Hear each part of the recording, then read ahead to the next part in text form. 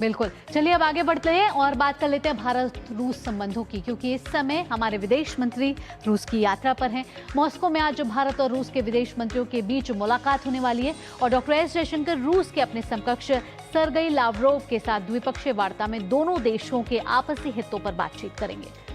साथ ही क्षेत्रीय और वैश्विक विषयों पर भी चर्चा होनी है। ये बैठक दोनों देशों के बीच लगातार उच्च स्तरीय आदान प्रदान की जो निरंतरता है उसका प्रतीक है। और इससे पहले दोनों नेताओं की मुलाकात एससीओ और ब्रिक्स शिखर सम्मेलन के दौरान हुई थी। ये यात्रा एक संभावित उच्च स्तरीय बातचीत से पहले हो रही है, क्योंकि रूसी राष्ट्रपति पुतिन नरेंद्र मोदी के निमंत्रण पर भारत आने की उम्मीद जताई जा रही है। इससे पहले विदेश मंत्री डॉक्टर एस जयशंकर ने रूस के प्रथम उप प्रधानमंत्री डेनिस मंटूरोव के साथ मॉस्को में व्यापार, आर्थिक, वैज्ञानिक, तकनीकी और सांस्कृतिक सहयोग पर भारत रूस अंतर सरकारी आयोग यानी कि IRIGC-TEC के 26वें सत्र की सह अध्यक्षता की है। तो भारत रूस संबंधों के बारे में बात की जाए तो आज की यात्रा बेहद महत्वपूर्ण है। Bilateral trade in goods has increased, as you have noted, from more fivefold, from $13 billion in 2021 to $68 billion in 24-25, and it continues to grow. A major trade balance has accompanied the growth. It has increased from 6.6 billion to 58.9 billion, which is about 9 times. और इसी बड़े मुद्दे पर बातचीत करने के लिए हमारे साथ हमारे संवाददाता अखिलेश सुमन। अखिलेश, साफ तौर पर जिस तरह से विदेश मंत्री ने कहा कि भारत और रूस को जो अपनी व्यापारिक क्षमताएं हैं उनको अच्छे से इस्तेमाल करना होगा, क्योंकि ये पूरा परिप्रेक्ष्य में जो बयान उनका सामने आया, जो टैरिफ वॉर चल रहा है, ये उस लिहाज से बेहद जरूरी माना जा रहा है।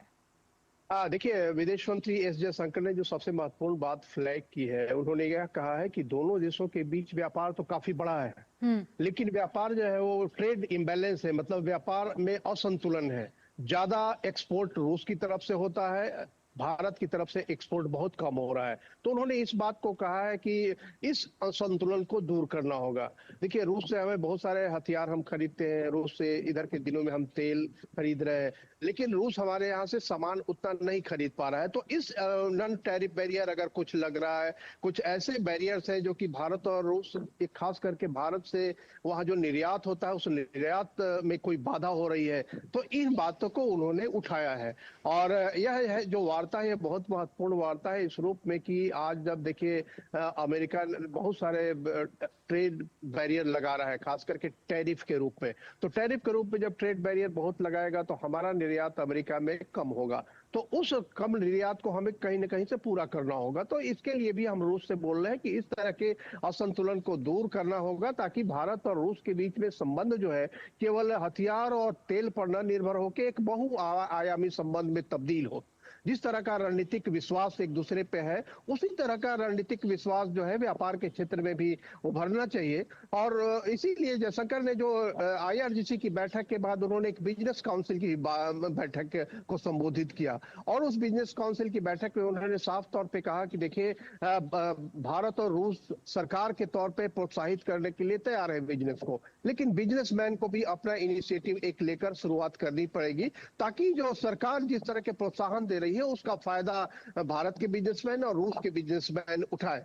बिजनेस फोरम की बैठक में उन्होंने एक बात यह भी कही कि देखिए, भारत में बहुत ही स्किल्ड वर्कफोर्स है और भारत दुनिया को अपना एक कार्यस्थल मान रहा है। ऐसे में रूस में जो काम करने की स्थितियां बन सकती है, भारत के जो स्किल्ड लोग हैं जाकर वहां रूस में काम कर सकते हैं, तो उस काम करने के अवसरों को भी रूस को खोलना चाहिए। और इन सारी चीजों का कंटेक्स्ट ये है, देखिए भावना की अभी भारत और रूस के बीच में शिखर वार्ता होनी है। रूसी राष्ट्रपति पुतिन को भारत आने है, उसके लिए भी समय तय किया जाएगा।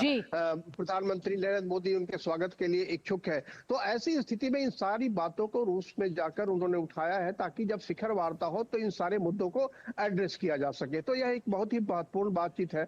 और आज वो रूसी विदेश मंत्री लावरोव से मिलेंगे और रूस के राष्ट्रपति पुतिन से भी मिलने का उनका कार्यक्रम है। जी, इसके साथ साथ कच्चे तेल के साथ नए सेक्टर्स के रास्ते भी खोजने की बात हो रही है दोनों देशों के बीच। इसके साथ अगर आज की बात करें अखिलेश, तो क्या कहा जाए कि रूस यूक्रेन के जो युद्ध पर विराम लगाने के लिए अमेरिका से मध्यस्थता चल रही है और भारत हमेशा शांति की पुरजोर मुखरता से अपनी आवाज उठाता है, तो ऐसे में क्या विदेश मंत्री डॉक्टर एस जयशंकर रूस यूक्रेन युद्ध पर भी क्या रूस के विदेश मंत्री से बातचीत कर सकते हैं? निश्चित तौर पे देखिए, जैसा कि आपने देखा था कि रूस के राष्ट्रपति व्लादिमीर पुतिन ने प्रधानमंत्री नरेंद्र मोदी को फोन किया था और उन्होंने एक अपना असेसमेंट बताया था जो उन्होंने अमेरिकी राष्ट्रपति डोनाल्ड ट्रंप के साथ बात की थी।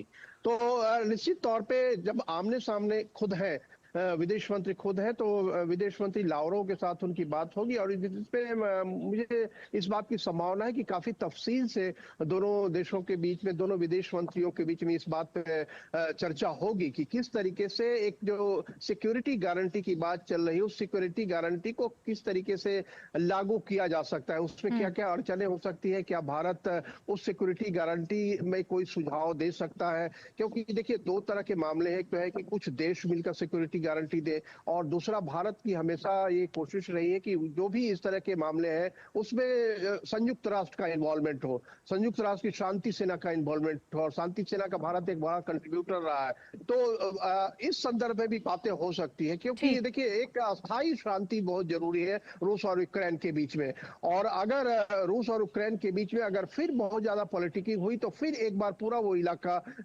सप्लाई चेन के डिसरप्शन में अभी भी है और ज्यादा डिसरप्ट हो सकता है। तो इस मामले में काफी गंभीरता से मुझे लगता है कि लावरोव और विदेश मंत्री जयशंकर के बीच में बात होने की संभावना है। जी। बहुत अहम बात आपने कही यहाँ पे अखिलेश, क्योंकि ग्लोबल सप्लाई चेन को जो डिस्ट्रप्शन का सामना करना पड़ा, ऐसे में अगर दोनों देश मुखरता के साथ उन तमाम सनराइजिंग सेक्टर्स में आगे आते हैं तो अपने आप में ये दोनों देशों के एक अलग ही रिलेशनशिप को नए स्तर पर ले जाने की बात होगी। बहुत बहुत शुक्रिया आपका इन तमाम जानकारियों को हमसे साझा करने के लिए।